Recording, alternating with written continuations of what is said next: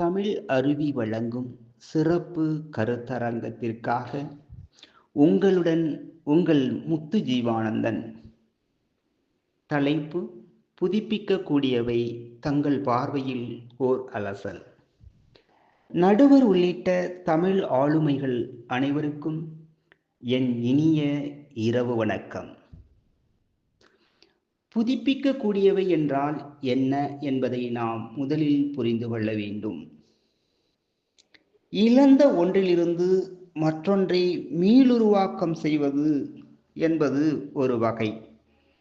அதாவது நாம் இழந்தவற்றிலிருந்து ஒன்றை பெறுவது. அடுத்ததாக நாம் இழந்தவற்றை அல்லது வழக்கிலிருந்து மறைந்தவற்றை மீண்டும் கொண்டு வருவது என்பதாகும்.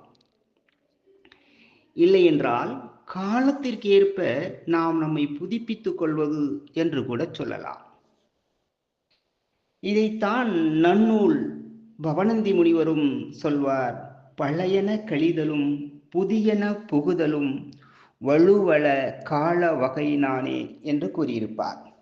அதாவது காலத்திற்கு ஏற்ப பழையவற்றை நீக்கியும் புதியவற்றை சேர்த்தும் நமது வாழ்வியல் முறையை மாற்றிக்கொள்ளலாம் என்று பல ஆண்டுகளுக்கு முன்னால் தோன்றிய இலக்கண நூல்களே நமக்கு முன்னோடியாக இருந்திருக்கின்றன. கால மாற்றத்திற்கு ஏற்ப பழையவற்றை விட்டுவிட்டு புதியவற்றை புகுத்துவதும், அப்படி புதிதாக வந்தவற்றை நாம் ஏற்றுக்கொள்வதும், அந்த ஏற்றுக்கொள்ளுகின்ற மனநிலையை பக்குவப்படுத்திக் கொள்வதும் நமக்கு நாம் செய்கின்ற ஆற்றல் உருவாக்கமாக எடுத்துக்கொள்ளலாம். எனவே நாம் நம்மை புதுப்பித்துக் கொண்டே வந்துள்ளோம். நம் வாழ்வியல் முறையும் அப்படித்தான் மாறிக்கொண்டே வந்துள்ளது. ஆனால் மனித மனம் மட்டும் தன்னை தினந்தோறும் புதுப்பிக்கிறதா என்றால் அங்கேதான் ஒரு பெரிய கேள்விக்குறி நம் கண்முன்னே நிற்கிறது. இதில் மாற்று கருத்து இருந்தாலும் ஏற்காவிட்டாலும் இதுதான் உண்மை. இதை ஒரு ஆங்கில கவிஞன் மிக அழகான தன்னுடைய வரிகளை நமக்கு கொடுத்து விட்டு சென்றிருக்கிறான். வில்லியம் வேர்ட்ஸ்வர்த் என்று எண்ணுகிறேன். அவனுடைய பாய்சன் ட்ரீ என்கிற அந்த கவிதை நமது மனதை உருக்கக்கூடிய கவிதையாக அமைந்திருக்கிறது. அவன் சொல்வான், மனித மனம் தனக்குள் ஏற்படும் கோபம் என்ற விதையை தினம் தினம் வெறுப்பு என்ற நீரை ஊற்றி அவற்றில் வன்மம் என்ற செயலால் வளர்த்து எடுக்கிறார்கள். இறுதியாக பழிவாங்குதல் என்னும் கனியாக அந்த விதை வளர்ந்து நிற்கிறது. அப்படி ஒரு செயலை நாம் மனம் செய்யக்கூடாது. அப்படி ஒரு செயல் நம் மனதில் தோன்றுமையானால் அதை வேரோடு முளையிலேயே வெட்டி எரிந்திட வேண்டும் என்று அந்த ஆங்கில கவிஞன் தன்னுடைய கவிதையை அருமையாக முடித்திருப்பார்.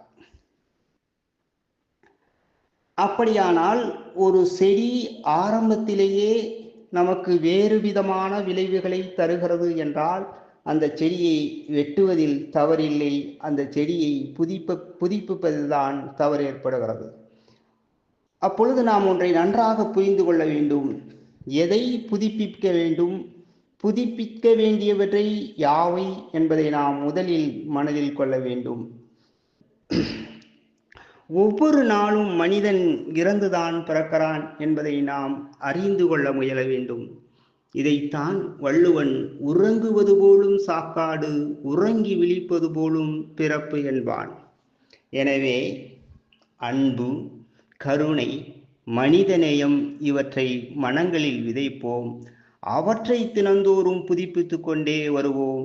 இந்த உலகம் தன்னையும் புதுப்பித்து கொள்ளும், தன்னோடு இருக்கிற நம்மையும் புதுப்பிக்க செய்யும், புதிதாக பிறக்கும் என்று கூறி நல்லதொரு வாய்ப்பை நல்கிய இதயங்களை வாழ்த்தி இவ்வாய்ப்பிற்கு நன்றி பாராட்டி விடைபெறுகிறேன்.